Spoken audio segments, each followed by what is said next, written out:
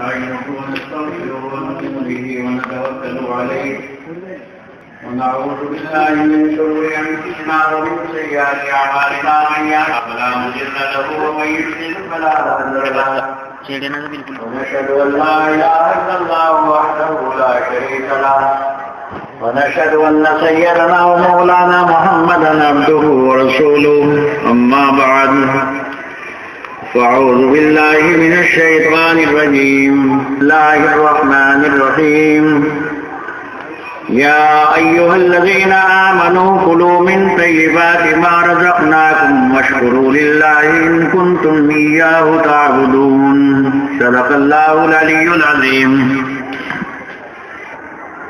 بزرگان محترم، حاضرین کرام، سب سے پہلے میں آپ کو اپنی حقیقت اور اصلیت کی بتلا دوں۔ ہم لوگ ہیں کیا؟ آپ تو کچھ بھی سمجھیں، لیکن علماء کی جماعت ہو یا حفاظ کی جماعت ہو، یہ سب وہ جماعت ہے جو نبی صلی اللہ علیہ وسلم کی باتیں دنیا میں پھیلانے کے لیے نکلتے ہیں۔ نبی کی باتیں کیا ہیں اور نبی کی باتوں کی دنیا کو ضرورت کیا ہے، اسے ہم یہاں بیٹھ کر کے آرام سے نہیں سمجھ پا رہے۔ ذرا ان لوگوں کا حال دیکھو جو نبی کی تلاش میں گھروں سے نکل پڑے تھے۔ گرمیاں، سردیاں، راستوں کی رکاوٹیں، دنیا بھر کی غلامیت، وہ سب کچھ برداشت کرتے کرتے آخر سرکار دو عالم صلی اللہ علیہ وسلم کی خدمت میں پہنچ جاتے ہیں۔ کون سی چیز کی انہیں طلب تھی، کون سی چیز کی تلاش تھی؟ آج کے زمانے میں اگر آپ ریڈیو سے، ٹیلی ویژنوں سے خبریں سن رہے ہیں، صاحب فلاں ملک یوں آگے بڑھ گیا، فلاں ملک آگے بڑھ گیا، اس زمانے میں بھی ایسے لوگوں کی کوئی کمی نہیں تھی، بلکہ اس زمانے کے اندر تو آج سے بھی زیادہ بڑے بڑے مالدار ملک دنیا میں موجود تھے۔ کہاں قیصر، کہاں کسریٰ، اتنی بڑی ان کی حکومتیں تھیں کہ ساری دنیا کے اوپر 2 حکومتیں چھائی ہوئی تھیں، لیکن دنیا کے لوگ ان کے پاس علم لینے کے لیے نہیں گئے۔ علم لینے کے لیے گئے ہیں تو نبی کی تلاش میں گھروں سے نکلے ہیں۔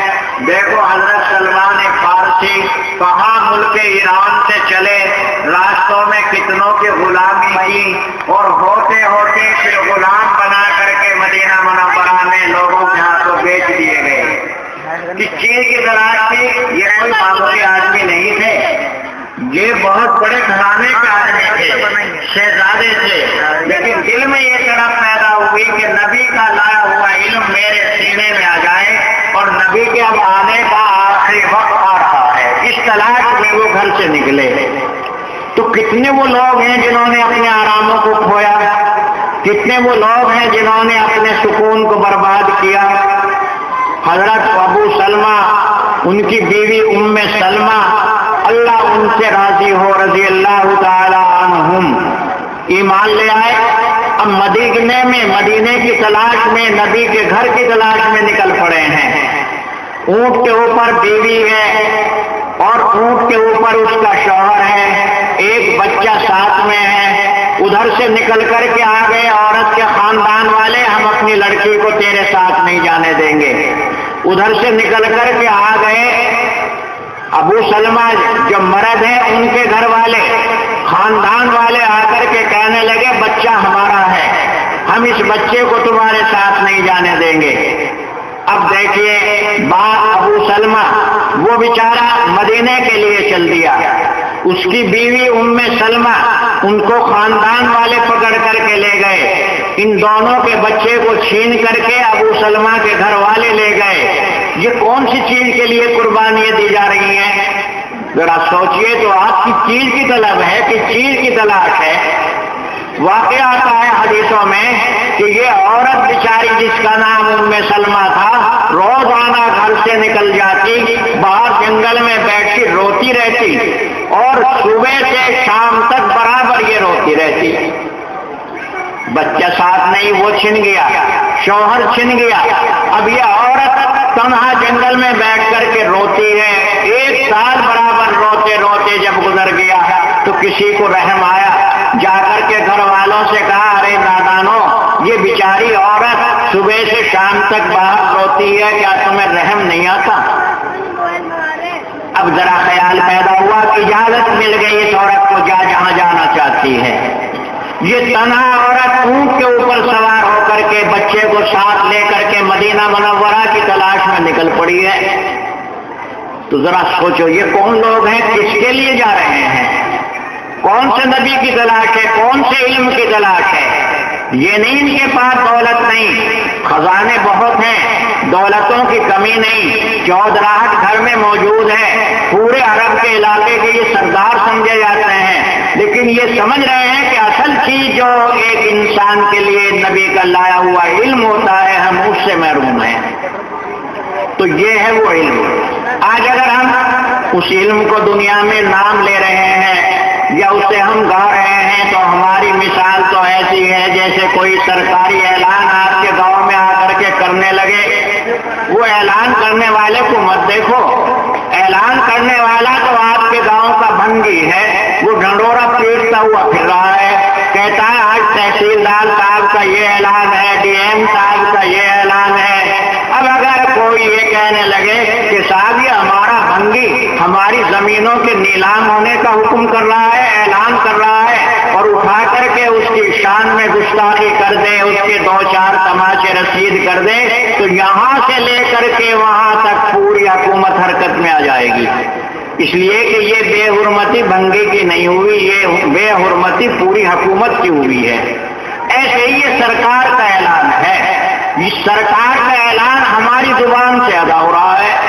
بس اس زبان نے بجائے اس کے کہ ادھر ادھر کی ہم کہتے نبی کی زبان، نبی کی باتیں اس زبان نے ادا کر لی تو اس کا ایک مقام بڑھ گیا۔ تو اس طریقے سے دنیا کے اندر جب طلب پیدا ہوئی ہے تو انہوں نے اس نبی کے لائے ہوئے علم کو لیا، اور کتنا بڑا مقام انہوں نے حاصل کیا ہے۔ حدیثوں میں بہت سارے فضائل حضرات کے بیان کیے گئے۔ جس وقت کے خیبر فتح ہو رہا تھا، سرکار دو عالم صلی اللہ علیہ وسلم خیبر والوں کو چاروں طرف سے احاطہ کیے ہوئے تھے، گھیرے ہوئے تھے۔ خیبر کے اندر سے ایک شخص باہر آتا ہے، وہ چرواہا ہے، بکریاں چرا رہا ہے، بالکل حبشی کالے رنگ کا۔ اس نے آ کر کے دیکھا یہ کون لوگ باہر پڑے ہیں۔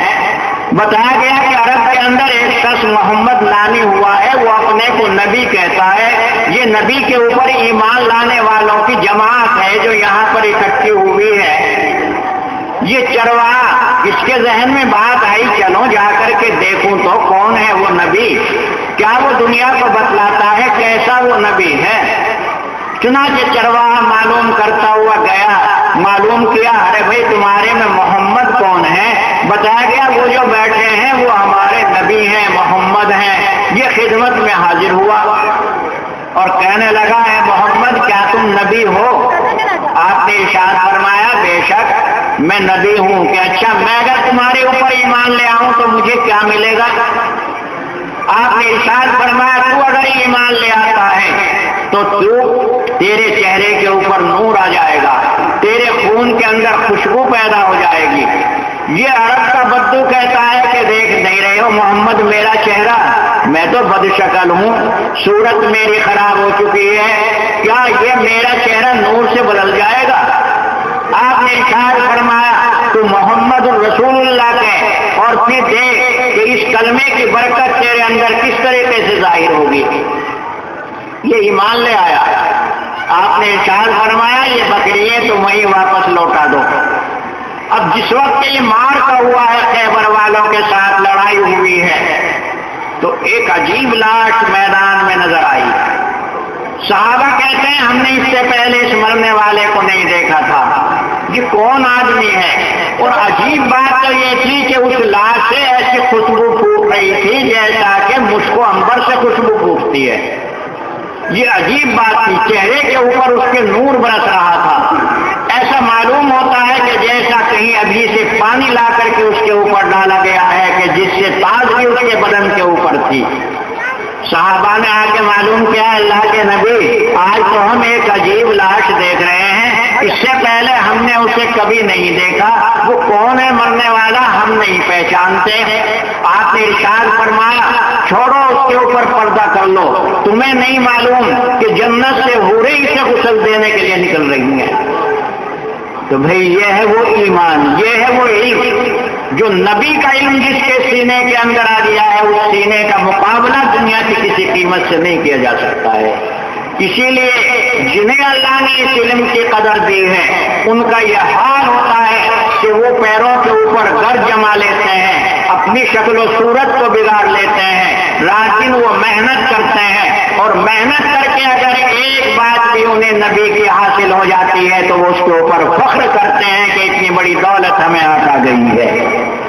تو بھئی اس علم کی قدر کیجئے. یہ تو اللہ کی طرف سے فضل و کرم ہوا ہمارے اور آپ کے لیے کہ اللہ نے اس علم کے دروازے یہاں پر کھول دیے ہیں. ایک زمانہ تو وہ تھا جس زمانے کے اندر صحابہ کرام نے نبی کی زیارت کی، اللہ نے بڑا درجہ انہیں دے دیا.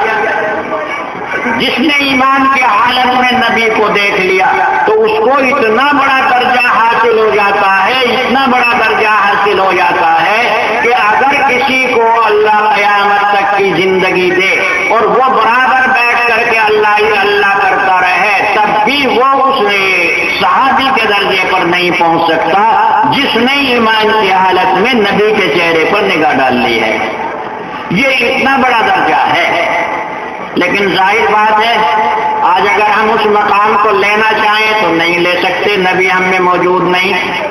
نبی کی زیارت کرنا چاہیں تو ہم نبی کی زیارت نہیں کر سکتے، کہاں سے ہم نبی کو لائیں گے؟ لیکن اللہ نے اس امت کے لیے رحمتوں کے دروازے بند نہیں کیے ہیں. یہ وہ امت ہے کہ قیامت تک اس کے لیے رحمتوں کے دروازے کھلتے رہیں گے. اسی لیے جو نبی کے علم کی اشاعت کرنے والے علماء ہوتے ہیں ان کے بڑے بڑے درجے ہیں. یہاں تک کہ وہ عالم جو قرآن میں اور حدیث میں لگا رہتا ہے اور اس سے مسائل نکالتا ہے، رات کو وہ اگر سوتا ہے تو اسے تمام رات عبادت کرنے کے برابر ثواب ملتا ہے. اتنا بڑا ثواب اللہ نے مجتہدین کے لیے رکھ دیا ہے. آپ نے سنا ہوگا ایک مرتبہ امام شافعی رحمۃ اللہ علیہ امام مالک رحمۃ اللہ علیہ کے مہمان بن گئے. پہلے سے انہوں نے بتا رکھا تھا ایک بہت بڑے عالم آپ کے یہاں آئیں گے، دیکھو ان کی خدمت کرنا، وہ ایسے عالم ہیں ایسے عالم ہیں. امام مالک کی لڑکیوں نے بھی ذہن میں بٹھا رکھا تھا نہ معلوم کتنے بڑے بزرگ آئیں گے. چنانچہ امام شافعی جب پہنچے تو اول تو رات میں بیٹھے تو امام شافعی نے خوب کھانا کھایا. امام مالک رحمۃ اللہ علیہ کی لڑکیاں نگاہ ڈال رہی ہیں، دیکھ رہی ہیں یہ آنے والا اتنا بڑا بزرگ اور کھانا تو انہوں نے اتنا کھایا ہے. اب رات آ گئی، اب لڑکیوں نے لوٹا بھر کے رکھا. رات میں اٹھیں گے تہجد کی نماز پڑھیں گے تو کہاں پانی تلاش کرتے ہوئے پھریں گے، لوٹا بھر کے رکھ دیا. صبح جو اٹھی تو دیکھا لوٹا بھرا ہوا ہے. کسی نے اٹھ کر کے رات میں وضو ہی نہیں کیا.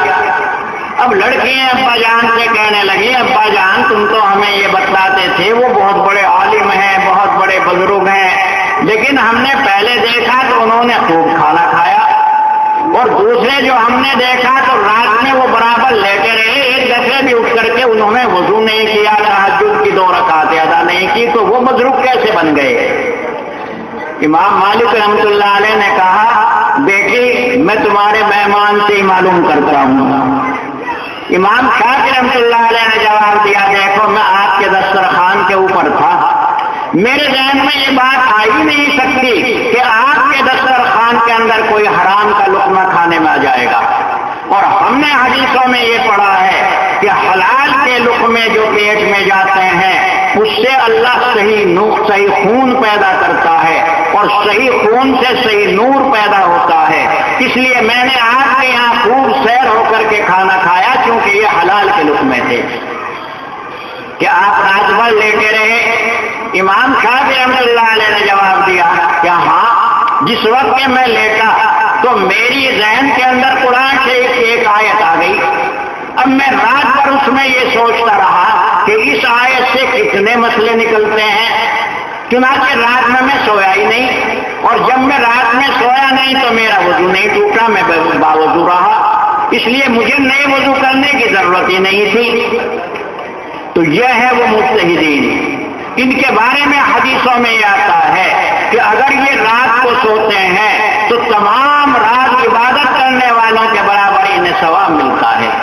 تو اس امت کے اندر ایسے ایسے مجتہد اللہ بھیجیں گے، اس امت کے اندر ایسے ایسے عالم بھیجیں گے، اخیر زمانہ آئے گا تو دنیا کا سب سے بڑا فتین دجال، جس کے بارے میں حدیثوں میں یہ آتا ہے کہ اللہ کے نبی صلی اللہ علیہ وسلم دجال سے پناہ مانگا کرتے تھے، حالانکہ کہاں آپ کا زمانہ اور آپ کی نبوت کا دور، اور دجال جو اخیر میں دنیا میں آئے گا اس کے فتنوں سے آپ پناہ مانگ رہے ہیں۔ یہ امت کے لیے سبق تھا کہ دجال کے فتنوں سے پناہ مانگو، کتنے بڑے بڑے اس کے فتنے ہوں گے۔ آج حال ہمارے اور آپ کے ایمانوں کا یہ ہو گیا کہ اگر کوئی ایک لنگوٹا باندھ کر کے جنگل میں آن پڑے تو مسلمان اس کو چاروں طرف سے گھیر لیں گے، سمجھیں گے یہی سے ہماری ضرورتیں پوری ہو رہی ہیں۔ اگر کوئی بھگت چاروں طرف آگ جلا کر کے درمیان میں بیٹھ جائے تو مسلمان اسی کے معتقد ہو جائیں گے۔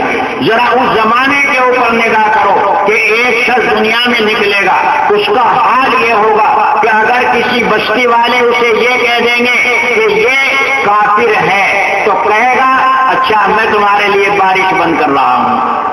آسمان رک جائیں گے، بادل برسیں گے نہیں، زمین کے لیے وہ کہہ دے گا زمین ان کے کھیتوں کے اندر کوئی غلہ پیدا نہ ہو تو زمینیں اس کے اطاعت کریں گی، اس کا حکم مانیں گی۔ بتاؤ مومنوں کے لیے کتنا بڑا وہ فتنہ ہوگا۔ اور بعض ایسے لوگ جو اس کے اوپر ایمان لے آئیں گے ان کے لیے وہ کہے گا اچھا بادلوں آؤ، بارش زمین کے اوپر نہیں ہوئی، برسوں میں تمہیں حکم دے رہا ہوں۔ بادل اٹھیں گے اور برسیں گے اور زمین سیلاب ہو جائے گی اور زمین خزانے اگل دے گی۔ یہ وہ لوگ ہوں گے جو اسے خدا مان لیں گے۔ وہ کتنا بڑا فتنہ ہوگا۔ اللہ اس فتنے سے ہمیں اور آپ کو تمام امت کو محفوظ رکھے۔ اپنے ایمان کا بچا لینا کوئی آسان کام نہیں ہوگا، لیکن اللہ اخیر امت کے اندر پھر اس میں ایک شخص کو پیدا کریں گے۔ حضرت عیسیٰ علیہ السلام تو اس کا صفایا کریں گے، لیکن حدیث میں ایک شخص کا قصہ لکھا ہے، وہ آئے گا، آ کر کے کہے گا دجال تو خدا نہیں ہو سکتا، تو کافر ہے، تیری پیشانی کے اوپر کاف پہ الف لکھا ہے تو کافر ہے۔ یہ کہے گا کیا تو مجھے خدا نہیں مان رہا؟ کہ نہیں میں نہیں مان رہا، تو کافر ہے، یہ اسے قتل کر دے گا۔ لیکن یہ مومن جو قتل ہوا ہے دوبارہ پھر زندہ ہوگا، اور زندہ ہو کر کے پھر کہے گا دجال میں سمجھ گیا تو پکا کافر ہے، میرے نبی نے جو مجھے بتلایا ہے اور نبی کی تعلیم جو میرے پاس تک آئی ہے تو نبی نے تیری حقیقت کھول دی ہے کہ زمین کے خزانے اس کے ہاتھوں میں آ جائیں گے، لیکن اس سے میں تیری خدائیت کا اقرار کرنے والا نہیں ہوں۔ یہ کتنے مضبوط ایمان والا شخص ہوگا ذرا سوچو۔ ہم تو ذرا سے فتنے کو بھی برداشت نہیں کر سکتے، تو اس امت کے اندر اللہ نے اخیر میں ایسے ایسے مومنین کو پیدا کیا جو اس طریقے سے ایمان کی حفاظت کریں گے۔ اللہ اس امت کو چونکہ اخیر تک باقی رکھیں گے، اس لیے کہیں حفاظ آئیں گے، کہیں علماء آئیں گے، کہیں بزرگان دین آئیں گے۔ ان بزرگوں کی اللہ نے بہت ساری قسمیں رکھی ہیں۔ بعض تو اللہ والے ایسے ہیں کہ ابھی تم انہیں دیکھو حرم میں، خانہ کعبہ میں، اور ابھی دیکھو تمہارے جولے میں۔ جب یہ لوگ زمین کے اوپر چلتے ہیں تو زمین اکٹھی کر دی جاتی ہے، زمین سمٹ جاتی ہے۔ ان کا ایک قدم مکے میں ہوتا ہے تو ایک قدم ان کا ہندوستان میں ہوتا ہے۔ یہ بھی اللہ والے لوگ ہیں، یہ بھی بزرگوں کی ایک شان ہے۔ کچھ ایسے بھی اللہ والے لوگ ہیں جن کے نظام سے یہ حکومتیں چل رہی ہیں۔ اگر وہ چاہتے ہیں تمہارے ملک کے اندر انقلاب آ جائے تو انقلاب آ گیا، اور اگر وہ چاہتے ہیں کہ انقلاب نہ آئے تو نہیں آئے گا۔ آپ نے سنا ہوگا وہ دلی کا ایک واقعہ شاہ عبد العزیز صاحب محدث دہلوی کے زمانے کا۔ دلی کا نظام بگڑ گیا، اتنا بگڑا کہ حکاموں کی کوئی نہیں مان رہا، پورے کا پورا نظام خراب ہو گیا۔ لوگ شاہ صاحب کے پاس شکایت لے کر کے گئے کہ حضرت دلی کا تو نظام بالکل بگڑ گیا، یہاں کا قطب کون ہے بتلاؤ تو۔ بتلایا گیا کہ دیکھو تمہارا قطب جو ہے وہاں جاؤ دلی جامع مسجد کے اوپر، وہاں وہ خربوزہ بیچتا ہوا ملے گا۔ یہ لوگ اپنے کو چھپاتے ہیں، ظاہر نہیں کرتے، اس لیے کہ یہ لوگ اگر اپنے کو ظاہر کر دیں تو ہم جیسے دنیا دار ان کا جینا مشکل کر دیں گے۔ لوگ انہیں سمجھتے ہیں یہ دنیا دار لوگ ہیں، لیکن حقیقت میں یہ دنیا دار نہیں ہوتے، بلکہ حقیقت میں صحیح دین کے یہ مالک ہوتے ہیں۔ اسی لیے ہمیں اور آپ کو یہ حکم دیا گیا ہے کہ ہر ایک کو اللہ والا سمجھو۔ یہ نہیں کہ تمہیں اللہ والا یہاں بیٹھا ہوا مل جائے گا اور اسے پکڑ کر کے گھر لے جاؤ، نہیں، ہم نہیں کہہ سکتے کس لباس کے اندر وہ اللہ والا آ جائے۔ اس لیے سب کی خدمت کرو۔ وہ بادشاہ کا لڑکا چلا جا رہا تھا، اس کے تاج میں سے ایک موتی ٹوٹ کر کے گر گیا۔ رات اندھیری تھی، بادشاہ کے تاج کا موتی کیسے تلاش کیا جائے، کہاں ڈھونڈے؟ بادشاہ نے اپنے صاحبزادے سے کہا شہزادے یہاں جتنی ککریے اور پتھر پڑے ہیں سب کو کپڑے میں بھر لو، اس لیے کہ وہ موتی ٹوٹ کر کے یہیں گرا ہے، اس سے باہر وہ موتی نہیں جائے گا۔ جب یہ ککریے یہ پتھر اٹھا لیے جائیں گے تو صبح روشنی میں ہم دیکھ لیں گے موتی مل جائے گا۔ تو ایک موتی کو لینے کے لیے ککریے اور پتھر تک اٹھائے جاتے ہیں، تب جا کر کے وہ موتی ملتا ہے۔ ایک شکاری شکار کرنے کے لیے چلتا ہے، جنگل میں وہ دانے بکھیر دیتا ہے، کہیں کیڑے آ رہے ہیں کہیں مکوڑے آ رہے ہیں، وہ آ کر کے ان دانوں کو چگتے ہیں۔ یہ لیے تو یہ دانے نہیں ڈالے گئے، دانے تو وہ کسی شکار کے لیے ڈالے گئے تھے۔ وہ شکار کبھی قسمت سے تمہارے جال میں آ جاتا ہے تو راضی ہو جاتا ہے شکاری مجھے شکار مل گیا۔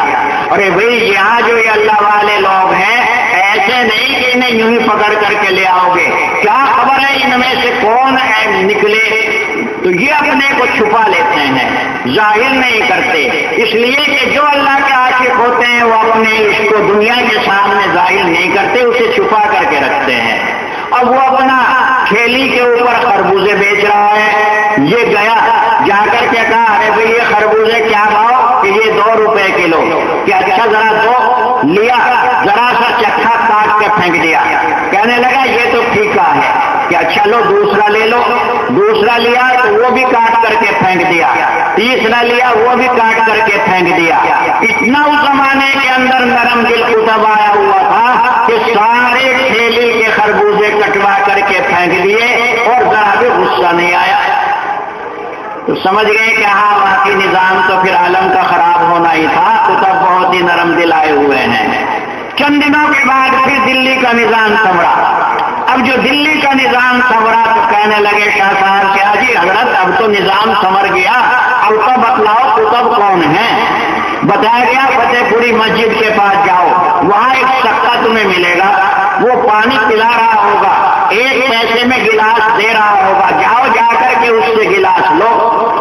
پہنچے، پیسہ دیا، گلاس لیا، ایک گھونٹ بری، کہنے لگے اس میں تو تنکے ہیں، پانی پھینک دیا، کہ دوسرا گلاس دو۔ اب پھر پانی پلانے والے سکے نے کہا دوسرا پیسہ نکال، تب دوسرا گلاس ملے گا، اس 1 پیسے میں تجھے گلاس نہیں ملے گا۔ اب دوسرا پیسہ دیا، وہ بھی پھینک دیا، کہ اب تیسرا پیسہ نکال۔ تو یہ جو دنیا کا نظام چلتا ہے، اس نظام کو چلانے والے ہم اور تم نہیں، اس نظام کو چلانے کے لیے اللہ کچھ ایسی طاقتیں متعین کرتے ہیں جو ہماری نظروں میں نہیں آتی۔ تو یہ نظام ہی چل رہا ہے قدرت کا۔ کبھی دنیا کو ضرورت پیش آتی ہے مجاہدین کی تو مجاہدین میدان میں نکلتے ہیں، کبھی دنیا کو ضرورت پیش آتی ہے اہل علم کی تو علماء میدان میں آتے ہیں، کبھی دنیا کو ضرورت پیش آتی ہے ایسے لوگوں کی جو کہ ان بھگتوں کا اور ان جوگیوں کا مقابلہ کر دے۔ یہ ذرا کچھ مجاہدے کر کے ایسی طاقت حاصل کر لیتے ہیں کہ آگ میں کھڑے ہیں تو آگ انہیں نہیں جلا رہی، اور بھولے بھالے انسان ان کے بہکائے میں آ جاتے ہیں۔ شاہ عبد العزیز صاحب یہی دلی کے شاہ عبد العزیز صاحب محدث دہلوی، ان کے زمانے کے اندر بہت بڑے بڑے جوگی پیدا ہو گئے، انہوں نے اتنی مہارت پیدا کر لی کہ ہوا میں اڑنے لگے۔ ایک ہوا میں اڑتا جا رہا تھا، شاہ صاحب سے آ کر کے کہا کہا کہ حضرت وہ تو فلاں آدمی ایسے ہوا میں اڑ رہا ہے، تو آپ نے فرمایا اچھا کہاں ہے، ذرا مجھے لے کر کے چلو۔ گئے تو شاہ صاحب نے اپنے پیر سے چپل نکالا، یہ چپل ہوا میں اڑ کر کے گیا اور جا کر کے اس کے سر کے اوپر برسنا شروع ہوا، جوگی صاحب نیچے آ کر کے گرے۔ تو آپ فرمانے لگے ارے بھائی یہ بھی کوئی ہوا میں اڑنا، یہ کوئی بزرگی کی دلیل نہیں ہے، ہواؤں میں تو گدھ بھی اڑتے ہیں، ہواؤں میں تو پرندے بھی اڑتے ہیں۔ اگر تمہیں کہیں کسی بزرگ کی تلاش کرنی ہے تو یہ دیکھو کہ نبی کے طریقے کے اوپر اس کا کتنا عمل ہے۔ تو بھائی ضرورت اس بات کی ہے کہ نبی کے علم کو لینے کے لیے ہم اپنی پوری طاقت لگا دیں، اور اس علم کا فائدہ، اس کی عبادتوں کا فائدہ، اس کے لیے ایک بنیاد ہے۔ بنیاد یہ ہے کہ ہمارے پیٹ کے اندر جو رزق جا رہا ہے وہ حلال کا ہونا چاہیے۔ حدیثوں میں یہ آیا ہے کہ اگر حرام کا کوئی لقمہ کسی پیٹ میں چلا گیا تو اس لقمے کا اثر 40 دن تک باقی رہے گا، اور 40 دن تک عبادتوں کے اندر وہ نور پیدا نہیں ہوگا جو نور پیدا ہونا چاہیے تھا۔ فرمایا ہے اللہ کے نبی صلی اللہ علیہ وسلم نے یہ جو دعائیں قبول نہیں ہوتی اس کی ایک وجہ حدیث میں آئی ہے۔ آپ نے ارشاد فرمایا ایک زمانہ آئے گا لوگ ہاتھ اٹھا کر کے دعائیں مانگیں گے، روئیں گے، کہیں گے اے اللہ، لیکن ان کی دعائیں عرش تک نہیں پہنچیں گی، ان کی دعائیں الٹی ان کے چہروں کے اوپر مار دی جائیں گی۔ کہا جائے گا یہ وہ لوگ ہیں جن کے پیٹ کے اندر نہ تو حلال غذا ہے، جن کے بدن کے اوپر نہ حلال کا کپڑا ہے، اس لیے ایسے لوگوں کی دعائیں قبول نہیں ہوں گی۔ ذرا آج ہم اپنے اوپر نگاہ ڈال لیں، ہم دعائیں مانگ رہے ہیں اسرائیل کے لیے، ہم دعائیں مانگ رہے ہیں امریکہ کے لیے، ہم نے دعائیں مانگی عراق کے صدام کے لیے، ہم نے دعائیں مانگی ایران والوں کے لیے، لیکن یہ کیوں ہماری دعاؤں کا اثر نہیں ہوا؟ ذرا سوچیں کہ کہیں ایسا تو نہیں کہ ہم حرام کے لقموں کی طرف چل گئے ہوں۔ بہت سی بیماریاں آج امت کے اندر آتی ہوئی نظر آ رہی ہیں، کہیں سود کی شکل میں نظر آ رہی ہے، کہیں شراب کی شکل میں نظر آ رہی ہے۔ فرمایا ہے اللہ کے نبی صلی اللہ علیہ وسلم نے کہ اگر کوئی شخص سود کا لقمہ کھا لیتا ہے تو اس کو اتنا گناہ ملتا ہے جتنا کہ 36 عورتوں سے زنا کرنے میں۔ اور پھر ایک حدیث میں تو یہ ارشاد فرمایا گیا کہ اگر ایک تو زنا ہے عام عورت سے، اتنا بڑا گناہ ہوتا ہے جیسا کہ کوئی بیٹا اپنی ماں کے ساتھ زنا کرے۔ اب بتلائیے پوری امت کو سود نے گھیر لیا ہے۔ قرآن پاک اعلان کرتا ہے وہ لوگ جو سود کا لقمہ کھا رہے ہیں، وہ لوگ جو سود لیتے ہیں، سود کو اپنے پیٹ میں ڈال رہے ہیں، وہ جب اٹھیں گے اپنے قبروں سے تو اس حال میں ہوں گے جیسا کہ کوئی پاگل ہوا کرتا ہے۔ افسوس ہوتا ہے کہ آج مسلمان کے اندر یہ سود کا دروازہ کہاں سے کھلا؟ جس کا نبی، جس کا قرآن علل اعلان یہ کہتا ہو کہ سود تمہارے لیے حرام کر دیا گیا، جس کے نبی نے اعلان کیا ہو، اور آپ کے چچا حضرت عباس مکے کے اندر سود لیا کرتے تھے، لیکن جب مکہ آپ کے قدموں کے نیچے آ گیا تو آپ نے کھڑے ہو کر کے اعلان کیا اس امت کے اندر سود حرام کر دیا گیا ہے، اور سب سے پہلے میں اپنے چچا عباس کا سود معاف کرتا ہوں۔ حضرت عباس کا پورا پیسہ آپ نے معاف کر دیا۔ تو امت کے اندر سود آ جائے تو بڑے تعجب کی بات۔ فرمایا اللہ کے قرآن پاک اعلان کرتا ہے انما الخمر والمیسر والانصاب والازلام رجس من عمل الشیطان۔ دیکھو مسلمانوں، سود اللہ نے جوا، سکڑا، قرآن پاک میں اللہ نے اعلان کے ساتھ حرام کر دیا ہے۔ جس وقت کے شراب کی حرمت کی آیت نازل ہوئی، مدینے کے، مکے کے لوگ تو شراب کے عادی تھے، ان کے یہاں تو شراب ایسے چلا کرتی تھی ایسے تو ہمارے گھروں میں پانی بھی نہیں چلتا، اتنا عام تھا ان کے یہاں شراب۔ لیکن جس وقت کے شراب کی حرمت نازل ہوئی قرآن پاک میں تو مدینے والوں نے شراب کے مٹکے ایسے انڈیل دیے جیسا کہ نالیوں کے اندر بارش کا پانی چلتا ہے، اس طریقے سے شراب بہ رہی تھی۔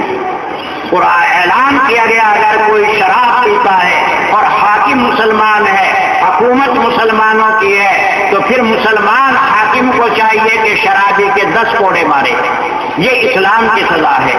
زنا کے لیے کتنی سختی برتی ہے، اتنی کسی مذہب میں سختی نہیں۔ عورت کے لیے یہ حکم ملا کہ اگر وہ نماز اپنی اندر کی کوٹھڑی میں پڑھے تو اسے زیادہ ثواب ملے گا اس نماز سے جو نماز آ کر کے وہ مسجد میں پڑھے۔ عورت کے لیے کتنا پردے کا اہتمام ہوا۔ فرمایا اللہ کے نبی صلی اللہ علیہ وسلم نے اگر کوئی عورت بجتا ہوا زیور پہن کر کے گلی میں نکلے، اگر کوئی عورت بناؤ سنگار کر کے خوشبو لگا کے باہر نکلے گی تو اللہ کے نبی یہ ارشاد فرماتے ہیں کہ اس کا شمار زناکاروں میں ہو جائے گا، اس لیے کہ بجتے زیور اور خوشبو کو دیکھ کر کے غیر مردوں کی نگاہیں ادھر کو جائیں گی، اور جب ادھر کو نگاہیں جا رہی ہیں تو گویا کہ یہ خود زنا میں لوگوں کو مبتلا کر رہی ہے۔ کتنا پاکیزہ ہے اسلام کا پیغام۔ جوا حرام، سٹا حرام۔ ارے بھائی آج کے غذاؤں کے اندر نور کیوں نہیں پیدا ہو رہا؟ یہ کیا ہو رہا ہے؟ ذرا سوچو مسلمانوں، اس مجلس میں بیٹھ کر کے توبہ کرو کہ ہم سود کے پاس نہیں جائیں گے۔ فرمایا اللہ کے نبی صلی اللہ علیہ وسلم نے سود کا لینے والا، سود کا دینے والا، سود کا حساب لکھنے والا، سود کے اوپر گواہی دینے والا، یہ سب کے سب گناہ میں شریک ہیں۔ اب ایک کاشتکاروں کا گاؤں آپ کا، بتاؤ کتنے ایسے کاشتکار ہیں جو اپنے آپ کو سود سے بچا لیں گے؟ دنیا والوں نے اور نہیں کوئی راستہ کھولا تو بینکوں کا راستہ کھول دیا، کسان وہاں بھاگا پھر رہا ہے۔ ارے تجھے کون سی ضرورت پیش آ گئی؟ حدیث کے اندر یہ تعلیم آتی ہے کہ اگر کوئی شخص بھوکا مر جائے، 3 دن کا اس کے اوپر فاقہ ہو جائے، کھانے کے لیے کچھ اسے نہیں مل رہا، اب اس کے لیے مردار حلال کر دیا گیا۔ اگر کہیں مرا ہوا جانور ملے تو اس کا وہ گوشت کھا لے، گوشت کھا کر کے وہ اپنی جان بچائے۔ اب یہ اس کے لیے مردار نہیں رہا، یہ اس کے لیے حلال ہو گیا، لیکن سود کو اس وقت میں بھی حلال نہیں کیا گیا۔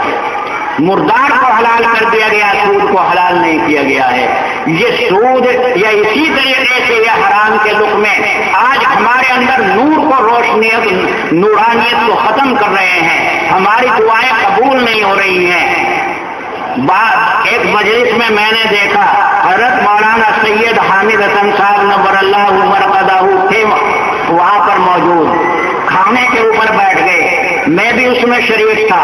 کھانا آیا تو کسی نے مولانا کے کانوں میں ڈال دیا، حضرت یہ جو کھانا ہے یہ صاحب سود لیتے ہیں جن کے یہاں دعوت ہوئی ہے۔ تو حضرت مولانا سید حامد حسن صاحب ایک دم کھڑے ہو گئے اور کہا حاجی جی تم سود لیتے ہو، ہم تمہارے یہاں کا لقمہ نہیں کھائیں گے۔ ان کے ساتھ میں تمام علماء کھڑے ہو گئے۔ اب اس کے بعد میں اگرچہ انہوں نے توبہ کی، معافی مانگی، تو یہ سود کا پیسہ اگر مسجد میں لگتا ہے دینے والے کو کوئی ثواب نہیں، اگر یہ سود کا پیسہ، حرام کا پیسہ ہم مدرسے میں دیتے ہیں کوئی نیکی نہیں مل رہی، کوئی ثواب نہیں مل رہا ہے۔ یہ سب چیزیں اللہ نے حرام کر دی ہیں، اور جب تک یہ حرام چیزیں ہمارے پیٹ میں رہیں گی ہم عبادتوں کا نور محسوس نہیں کر سکیں گے۔ حضرت عمر فاروق رضی اللہ تعالی عنہ امیر المومنین ہیں، ایک دفعہ بیت المال میں کہیں سے مشک آ گیا۔ بیت المال اس زمانے میں سرکاری خزانے کو کہتے ہیں، تو سرکاری خزانے میں کہیں سے مشک و عنبر آ گیا۔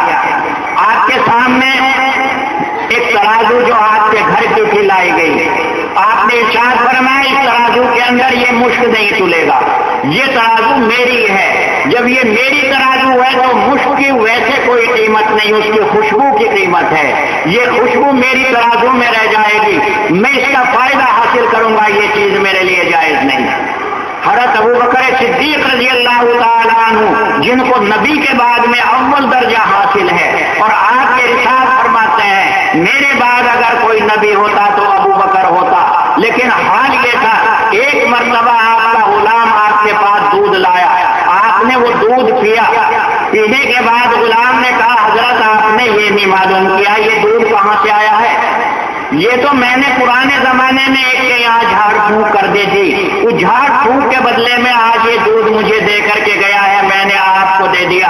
تو ابوبکر صدیق رضی اللہ تعالیٰ عنہ نے فوراً حلق میں انگلی ڈال کر کے طے کر دی اور کہا کہ کہ میں اس لقمے کو پیٹ میں نہیں رکھنا چاہتا ہوں جس لقمے کی وجہ سے میں اپنی عبادتیں ضائع کروں. آپ نے فوراً اس کی طے کر دی.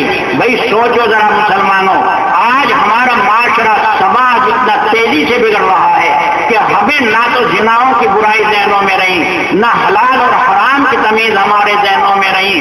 یہ کیا ہے؟ جگہ جگہ مدارس ہیں، تقریریں ہیں، لیکن آپ لوگ اس سے فیض لینا نہیں چاہتے تو ہماری ساری کی ساری یہ نیکیاں برباد ہو رہی ہیں. دیوبند میں ایک بزرگ رہا کرتے تھے، وہ ذرا کافی کھنچ گیا لیکن میں ابھی ختم کروں گا. ایک بزرگ دیوبند میں رہا کرتے تھے بیچارے سیدھے سادے. ان کا کام تھا جنگل سے لکڑیاں چپ کر کے لانا. جنگل سے لکڑیاں توڑ کر کے لے آئے، لا کر کے بیچ لی. ایک پیسہ وہ روزانہ بچا کر کے جمع رکھتے اور ہفتے میں ایک دن دارالعلوم کے استادوں کی، بڑے بڑے علماء کی دعوت کرتے. اور دعوت میں کیا ہوتا؟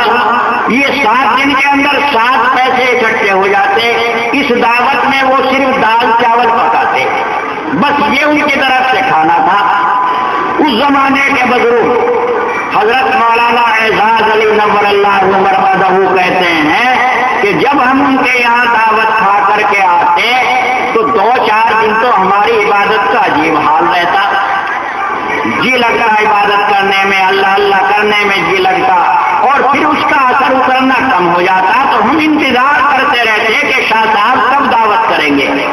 حالانکہ دعوت میں صرف ایک دال چاول، لیکن ان حضرات کو محسوس ہوتا تھا کہ یہ دیکھو جو سچی کمائی کی روٹی ہے، دال چاول ہے، اس کا اتنا اثر طبیعت کے اندر آ گیا ہے کہ اللہ کی طرف بڑھنے کو جی چاہتا ہے، نورانیت دل کے اندر پیدا ہو رہی ہے، عبادت میں جی لگ رہا ہے. یہ اثر ہوتا ہے حلال روٹی کا. اس لیے حلال غذا کھانے کے لیے قرآن پاک اعلان کر رہا ہے، حلال غذا کھاؤ، اس کی برکتیں بہت زیادہ محسوس ہوں گی. اگر حکومتوں پہ بھی نگاہ ڈال لو تو حلال، جن ہمارے حکمرانوں نے حلال کا لقمہ کھایا ہے ان کی حکومت ہی نرالی ہے. اورنگزیب رحمۃ اللہ علیہ جسے لوگ عالمگیر کہتے ہیں، ایک مرتبہ رات کے وقت دلی میں گھوم رہے تھے، ایک بارش ہو رہی تھی، ایک دروازہ کھلا. کہنے والے نے کہا ارے بھائی ہمیں کوئی مزدور چاہیے، کیا کرواؤ گے؟ کہ مکان ٹپکنے لگا. عالمگیر رحمۃ اللہ علیہ جو بادشاہ تھے کہنے لگے کہ اچھا چلو اس کام کو تو ہم کر دیں گے. سر کے اوپر تسلا اٹھایا، مٹی ڈالی، ٹپکتا ہوا مکان روکا. اب مالک مکان سے کہا میری مزدوری لاؤ. مالک مکان کہنے لگا اب پیسہ نہیں ہے، کل آ جانا، کل دیں گے. لیکن عالمگیر تو اپنے کو چھپانا چاہ رہے تھے. کہا نہیں، جو کچھ ہے وہی دے دو. عالمگیر اس مکان والے نے ایک دونی نکال کر کے دے دی کہ اب تو یہ 2 آنے کے پیسے ہیں، بس انہیں لے جاؤ. لے کر کے آ گئے. صبح عالمگیر کے استاد ملا جیون رحمۃ اللہ علیہ وہ پہنچ گئے. عالمگیر نے سوچا آج استاد محترم آ گئے ہیں، انہیں کوئی تحفہ ہدیہ پیش کروں. تو وہی رات کی کمائی ہوئی دونی عالمگیر نے اپنے استاد ملا جیون کو دے دی. یہ میری طرف سے ہدیہ ہے، تحفہ ہے. ملا جیون سمجھ گئے میرا شاگرد ایسا نہیں کہ حرام کا مجھے ہدیہ دے گا، یہ ضرور حلال کی کمائی کا ہے. اور ہم نے حدیثوں میں یہ پڑھا ہے کہ اگر حلال کی کمائی سے روزگار شروع کیا جائے گا، تجارت شروع کی جائے گی تو اللہ مالدار کر دیں گے. چنانچہ ملا جیون نے جا کر کے وہ دونی تجارت میں لگائی، بکری لے لی، اور بکریوں سے ہوتے ہوتے گائے کا ریوڑ بن گیا، اونٹ آ گئے. چاروں طرف شکایتیں ہونے لگی کہ ایسا معلوم ہوتا ہے کہ ملا جیون سفارشیں کر دیتے ہوں گے اپنے شاگرد سے، اور اس کے بدلے میں رشوت لے لیتے ہوں گے. ایک روز عالمگیر نے طلب کر لیا اپنے استاد کو اور کہا استاد محترم ادب اپنی جگہ، لیکن میرے تک یہ شکایتیں پہنچ رہی ہیں کہ آپ کے پاس بہت دولت اکٹھی ہو گئی، یہ دولت بتاؤ کہاں سے آئی ہے. ملا جیون رحمۃ اللہ علیہ نے کہا اس سے پہلے کہ میں بتاؤں یہ دولت کہاں سے آئی ہے، تم اس کا جواب دو کہ وہ دونی جو مجھے ہدیے میں دی تھی وہ کہاں سے تمہارے پاس آئی تھی. عالمگیر کہنے لگا استاد وہ تو میرا ایک راز ہے، اس راز کو ظاہر مت کراؤ. لیکن ملا جیون نے کہا اگر وہ راز ظاہر نہیں ہوتا تو یہ راز بھی نہیں کھلتا کہ میرے پاس یہ دولت کہاں سے آئی ہے، پہلے اس راز کو ظاہر کرو۔ حکم دیا عالمگیر نے فلاں جو مکان ہے اس میں جو لالا رہتے ہیں انہیں بلا کر کے لاؤ اور یہ کہو کہ اپنا پورا رجسٹر حساب و کتاب کا لے کر کے آئے۔ لالا نے آ کر کے حساب پیش کیا، اس میں لکھا تھا ایک دونی مزدور کو دی گئی مٹی ڈالنے کے اوپر، کہا کہ بچ جاؤ۔ عالمگیر نے اپنے استاد سے کہا استاد محترم یہ دونی جو ملی ہے وہ یہی آپ کا خادم تھا جس نے رات کو اس کے مکان کے اوپر مٹی ڈال دی تھی، اس کی یہ مجھے اجرت ملی، صبح آپ آئے تو میں نے وہ آپ کو ہدیے میں پیش کر دی۔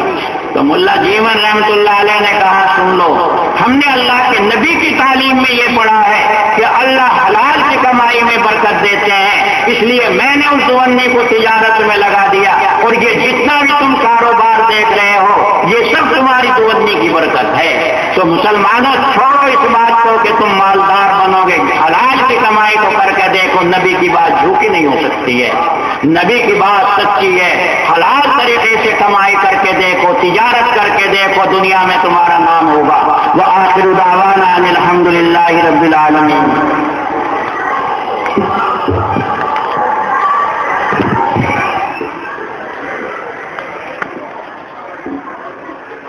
ایک مرتبہ نبی کریم علیہ السلام نے فرمایا کہ بیٹھ جاؤ، تو ایک صحابی اس وقت ایک ایسی جگہ پر تھے جہاں کیچڑ تھا، صحابی وہی بیٹھے۔ آپ علیہ السلام نے بعد میں دیکھا کہ ایک صحابی کیچڑ میں بیٹھے ہوئے ہیں، تو آپ نے پوچھا کہ یہاں پر کیوں بیٹھے ہوئے؟ فرمایا کہ درد مندوں سے